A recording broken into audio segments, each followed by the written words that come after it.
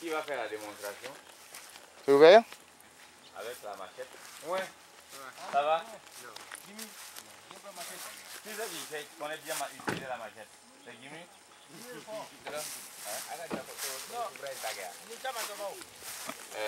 Oui, mais c'était le rotobrailleur devant la comble. Donne-lui la machette à Jimmy, il va faire la démonstration. Le rond. Voilà. Puis comment on fait le rond? C'est pas la peine d'aller là-bas pour les fâcheux. Tu commences à couper ici pour que lui puisse voir. Donc nous avons vu comment le motoculteur pourrait agir. Mais le système traditionnel pour faire le rond autour, c'est ça. Donc il a sa machette et il fait le tour. À chaque fois, selon la pluviométrie, selon la rapidité de montée des plants, et il fait ce tour-là. Combien de fois ça se fait quelle est la fréquentation de Disons que quand on est en saison des pluies, pratiquement, il faudrait faire ça 2 fois par mois. 2 fois par mois? Par mois. 2 fois par mois? En saison des pluies, parce que ça pousse très vite. Oui. Mais on ne peut pas se permettre. Pourquoi? Ah ben parce qu'il faudrait une main d'œuvre énorme pour faire ça. Non mais s'il y avait la mécanisation, ça serait possible. Ah c'est vrai, là mais pour envisager la mécanisation, il faut regarder quoi, une centaine d'hectares? Peut-être même un peu moins, parce que le jour où la pénurie se fera, toutes les plantations qui n'ont pas un petit équipement vont s'arrêter. Il y a combien de plantations en Côte d'Ivoire de ce type-là, de palmiers? Oula, ah, je ne peux pas te répondre. Je ne peux pas te répondre. Mais il y a combien mais ce qui est valable pour le palmier, il est valable pour le café cacao. Donc prenons pour le cacao. Si tu fais 1 million de tonnes de cacao en Côte d'Ivoire, et que tu estimes que tu fais, si tu faisais 1 tonne à l'hectare, tu aurais 1 million d'hectares. Mais comme tu fais la moitié, tu as 2 millions d'hectares qui sont occupés. Si c'est la moyenne, c'est 2 hectares, la plantation moyenne c'est 2 hectares, ben, tu vois le nombre de plantations que tu as. Et le nombre de gens, et combien de gens qui vivent sur une plantation? Sur 2 hectares, ça va vivre quoi? Disons, là, 2 hectares, ce serait le chef de famille, sa femme, et éventuellement un gosse.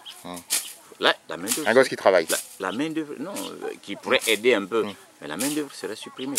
Le père et la mère devraient pouvoir suffire. Donc, sur une plantation de 2 hectares, tu peux envisager une mécanisation, le père et la mère suffisent.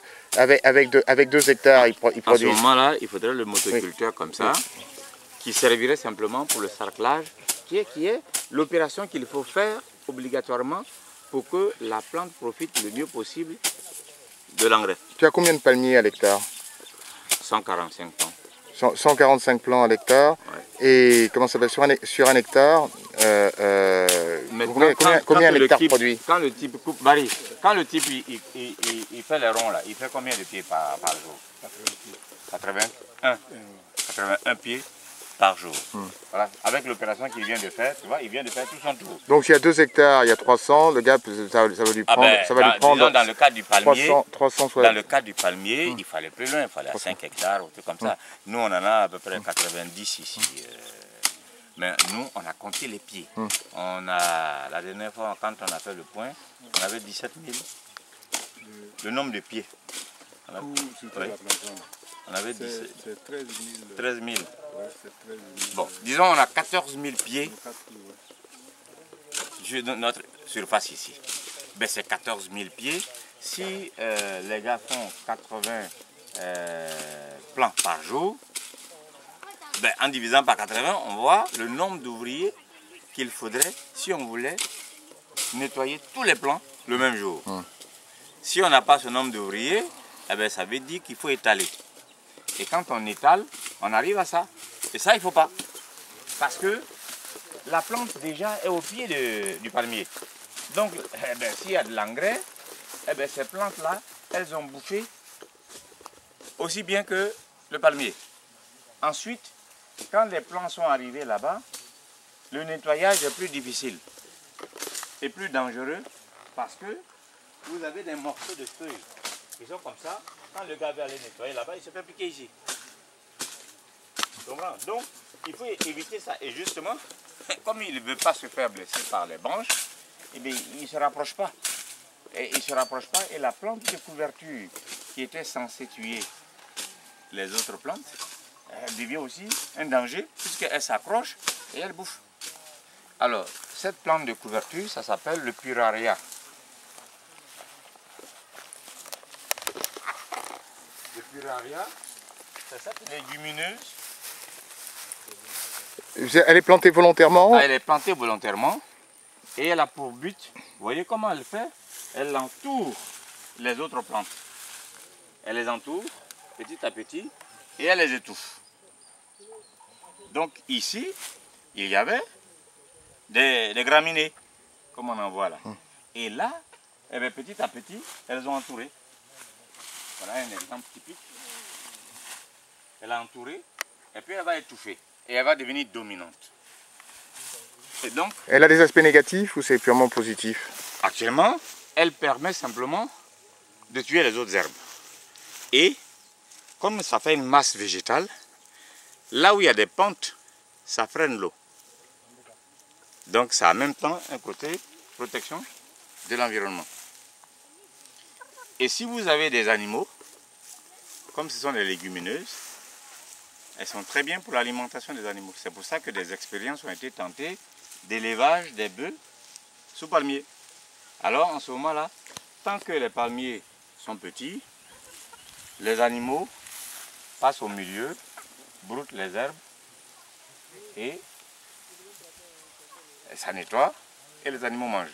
Et quand les palmiers sont grands, les feuilles commencent à se toucher. Voilà, comme petit à petit ici ça va se toucher et donc ça va créer un ombrage qui va tuer les plantes qui sont en bas. En ce moment-là, bon, votre plante de couverture, elle ne tient que dans les allées.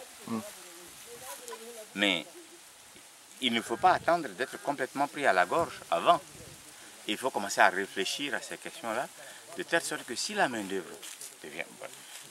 Tu as vu le système, cette façon de travailler avec la machette. La forme de la machette elle-même n'a pas évolué tellement depuis la colonisation. Ensuite, le rendement du gars, eh bien, il reste le même. Mais depuis 40-50 ans. Et comment ils font en Malaisie ou en... parce qu'apparemment ils ont la production en Asie a augmenté beaucoup plus qu'en Afrique. Mais la production, par exemple dans le cas de la Malaisie, les variétés qui ont été plantées là-bas sont venues de la Côte d'Ivoire, certaines des variétés. Mais là-bas, ils avaient des sols volcaniques et ils ont une pluviométrie plus importante. Et en même temps, ils ont une insolation plus importante. Il faut les deux. Insolation, pour avoir beaucoup de lumière, chaleur, eau, et puis les sols qui étaient bons. Donc ils se sont mis à avoir des rendements qui sont pratiquement les doubles avec la même espèce, les doubles de la Côte d'Ivoire. Bon, petit à petit, ils se sont développés. Et donc leurs coûts sont pas la moitié, mais ils sont bien meilleurs. Tout à fait. Puisque le rendement est plus important. Donc à long terme, est-ce qu'il est même possible de combattre ça ou de se positionner? Ben, si eux, ils saturent trop le marché, ils souffrent aussi. Ils souffrent aussi, puisque s'il y a surproduction, eh bien, les cours se cassent la gueule, donc eux aussi, ils souffrent. C'est pour ça que j'ai lu quelque part qu'ils commencent aussi à installer des usines pour l'utilisation de l'huile rouge pour les carburants agricoles. Alors, c'est-à-dire qu'ils font du biodiesel avec l'huile? Ils veulent maintenant, j'ai appris, hein, oui. J'ai pas été voir, mais j'ai appris qu'ils sont en train de construire des usines pour faire du biodiesel. Alors ça permettra d'éponger tout le surplus et de ne plus envahir le reste du monde. Alors en ce moment-là, ceux qui en Côte d'Ivoire ont commencé à arracher leurs palmiers pour foutre de l'EVA, eh bien, ils vont commencer à se poser des questions. Parce que actuellement, à cause de l'augmentation du coût du pétrole,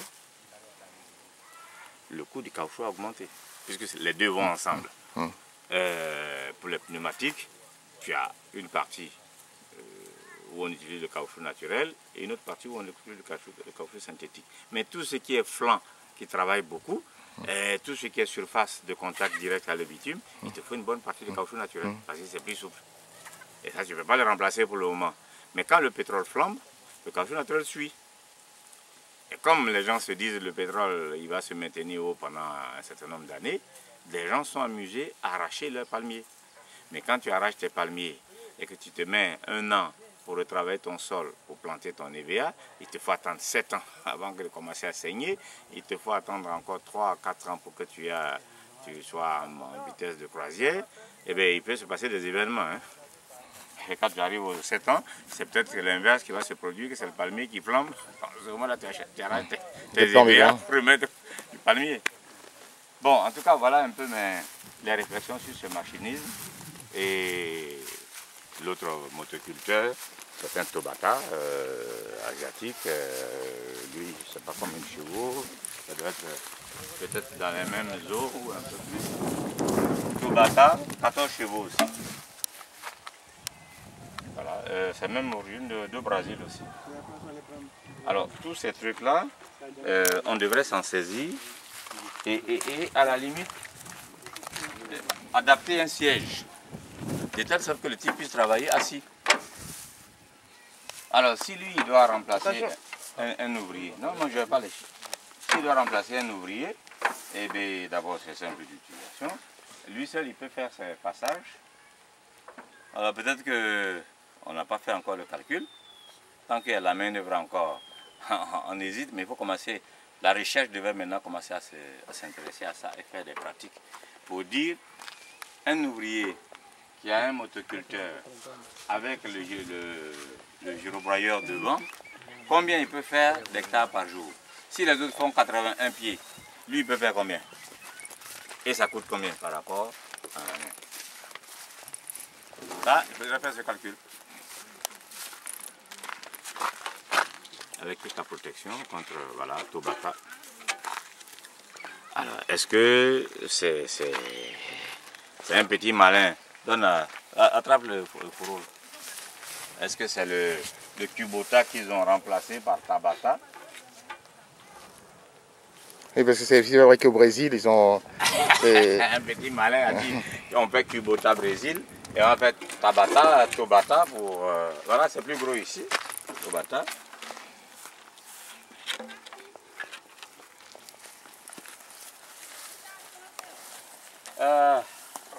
Ça va? Bonne heureuse année. Il faut se lever. Beaucoup de santé, beaucoup de succès. Merci. Alors madame, Mettre sur votre côté. Voilà, ça va maintenant. Bonne heureuse année. Beaucoup de santé. Bon. Mise Marie. Bonne heureuse année. Beaucoup de travail. Bien travailler à l'école. Être gentil avec maman et papa. Hein? Et voilà. La prochaine directrice de la plantation. Tu vas faire quoi? Tu vas apprendre la mécanisation, non? Ah. C'est toi qui vas diriger la plantation? Est-ce que les femmes travaillent sur les plantations? Et tu poses une question, est-ce que les femmes travaillent sur la plantation? Approche et puis tu réponds. Est-ce que quand tu es sur la plantation, est-ce que tu vois des femmes travailler? Oui? Tu vois les femmes travailler sur la plantation, non? Oui. Qu'est-ce qu'elles font? Il ne faut pas être timide, il faut lui répondre. Oui. Dis-moi. Qu'est-ce que les femmes font sur la plantation? Elles transportent les graines, non? Et puis, alors donc tu vois? Alors explique au monsieur. Parce que si tu parles fort, ça va être dedans. Et puis là, lui, il va aller aux États-Unis, il va dire, j'ai vu, c'est la fille de M. Barry. M. Barry est le responsable de la plantation. C'est le monsieur qui nous a salués. Donc Mademoiselle Barry. Mademoiselle Barry. Quel âge vous avez? Aminatou. Aminatou. Alors, tu dis quel est ton âge? 14 ans. Tu as 14 ans. Et qu'est-ce que tu veux faire plus tard?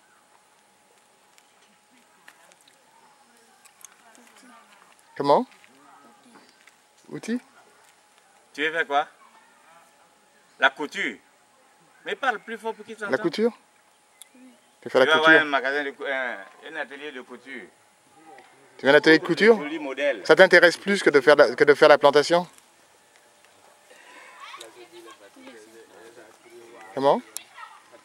François, qu'est-ce que tu fais? Où tu as trouvé